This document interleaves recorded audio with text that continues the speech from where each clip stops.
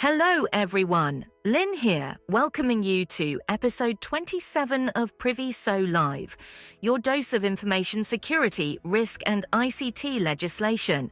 Hello listeners, this is Stephen. We'll start with an update on this week's relevant information security events in South Africa. A significant cybersecurity breach occurred when hackers compromised the South African Parliament's official X, Facebook and YouTube accounts. The attackers used these platforms to promote a fraudulent Solana-based cryptocurrency called the Ramaphosa token, falsely linking it to President Cyril Ramaphosa. The lack of detailed official statements as of the time this episode was recorded suggests either a delayed response or ongoing containment efforts, which is typical in such cases. It really has been a challenging week for Parliament. On Tuesday, a man gained unauthorized physical access to the South African Parliament using a discarded security tag and publicized this on social media. Commercial Street, so this is Parliament in the making. And check what I got. I picked it up. So now I've got it in. I'm gonna see if I can get inside. So I just got past the police, so that's good. They didn't even see it. I mean, they didn't see me as not being part of them. I was sacked. They're still in session, but I made it in with such a mission, and I made it to the VIP lounge, and now I'm claiming my tax back. While not a cyber event as such, this underscores a broader security failure within the institution, potentially heightening concerns regarding overall risk management. It doesn't sound as if it is being managed, Stephen. On to today's topic, though. This week again, I was asked in a meeting what the stance should be on artificial intelligence in the workplace. As people become aware of how AI can help them in their daily activities, and as so many different solutions have become available, there is a demand for them to be available in the workplace. Luckily, there is guidance available. Firstly, there are ethical AI frameworks. The Institute of Electrical and Electronics Engineers, IEE, have developed the P7000 series, a set of standards for ethical AI development. For workplaces, it emphasizes transparency, fairness, and human well-being. For example, P7003 addresses algorithmic bias, which is critical when AI is used for hiring or performance reviews. UNESCO has a recommendation on the ethics of AI. Adopted in 2021, this framework calls for AI to respect human rights, privacy, and fairness. It suggests ensuring AI doesn't discriminate or violate employee dignity in a workplace context. Then there are regulatory standards. Firstly, the European Union AI Act. Finalized in 2024, this regulation categorizes AI systems by risk level.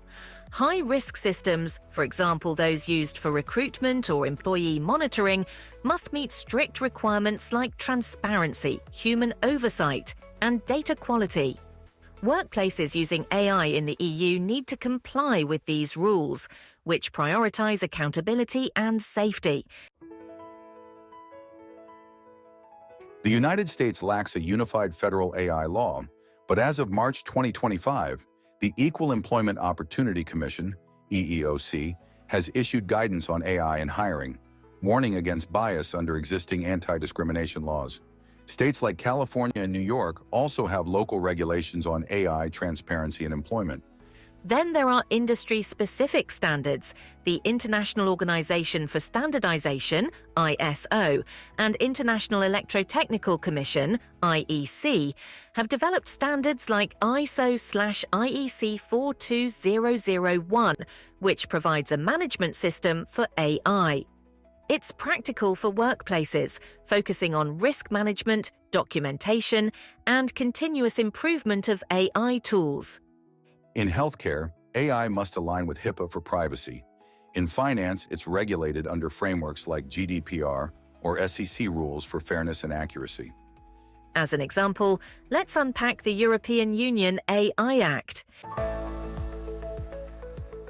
It defines 4 categories of AI: unacceptable risk or banned AI, high-risk AI, limited risk, and finally minimal risk AI.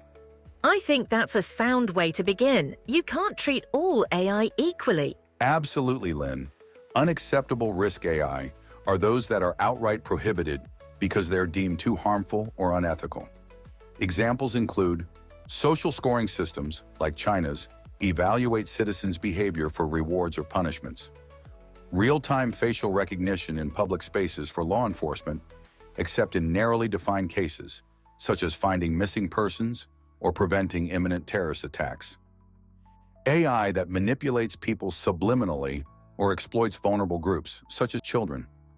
That reflects the degree to which AI can be invasive and override the individual's right to privacy and freedom. High-risk AI includes systems that could significantly impact safety or rights, especially in workplaces, healthcare, education, or law enforcement. For example, AI for hiring, promotions, or firing decisions. Biometric identification systems such as fingerprint or emotion recognition. AI in critical infrastructure such as power grids or medical devices. The Act specifies requirements prior to implementation of these systems. Companies must evaluate and mitigate risks before deployment. Transparency. Users, such as employees, must be informed when they're interacting with or being judged by AI. Then there must be some human oversight. High-risk systems need human intervention options. Training datasets must be robust, unbiased, and documented. Finally, there must be a conformity assessment. Before market entry, these systems undergo a certification process, similar to safety checks for physical products. Interestingly, non-compliance can lead to fines up to 35 million euros, or 7% of annual global revenue, whichever is higher. That's harsh, Lyn, but it shows how seriously the EU regulators treat this risk. As they should, Stephen. To the next category, limited risk AI includes systems with moderate risks, mainly around transparency. Examples include chatbots or generative AI like Gemini or Grok that create text, images, or videos. In this case, users must be told they're dealing with AI. For deepfakes or synthetic content, clear labeling is mandatory. Penalties for non-compliance are less severe with this category. Minimal risk AI incorporates most of the solutions that we are familiar with. AI within EDR systems, spam filters, video game AI, or recommendation algorithms, such as Netflix suggestions. This category is generally unregulated without penalties applying. No specific obligations apply. These are largely unregulated to encourage innovation. The Act also defines key players and responsibilities within the EU. Companies or entities developing or selling AI systems, for example tech firms, bear the brunt of compliance, from risk assessments to documentation. Businesses or organizations using AI, such as an HR department deploying a hiring tool, must ensure proper use and inform affected parties. A new European AI board coordinates enforcement, while national authorities in each EU country monitor compliance. To indicate how this would play out in the workplace, some examples. An AI CV screener would be considered high risk, requiring bias checks and transparency. Similarly, an emotion detection software for performance reviews, also viewed as high risk, requiring oversight and consent. Conversely, a chatbot for employee queries would be classified as limited risk, requiring only disclosure that it's an AI solution. So, Stephen, back to the original question, what should an organization do when managing the use of AI by the company? Well, first assess the AI risk levels using the classifications we have described above. Unacceptable risk, high risk, limited risk, and finally minimal risk AI. Inform employees when AI is used, how it works, and what it decides. For example, this tool ranks your performance. Transparency builds trust and meets legal requirements like those in the EU AI Act. Audit AI systems for bias and outcomes, such as favoring certain demographics in hiring. Use diverse training data and test results to ensure fairness, avoiding legal and ethical pitfalls. Keep humans in the loop for critical decisions, like approving AI-suggested promotions or firings. This aligns with high-risk AI requirements and prevents unchecked automation errors. Protect personal data fed into AI, including performance metrics with encryption and access controls. Comply with privacy laws to avoid breaches and fines. Educate staff on how AI tools work, their limitations, and how to interpret outputs. A 2023 McKinsey report found trained employees are 30% more effective with AI, reducing misuse.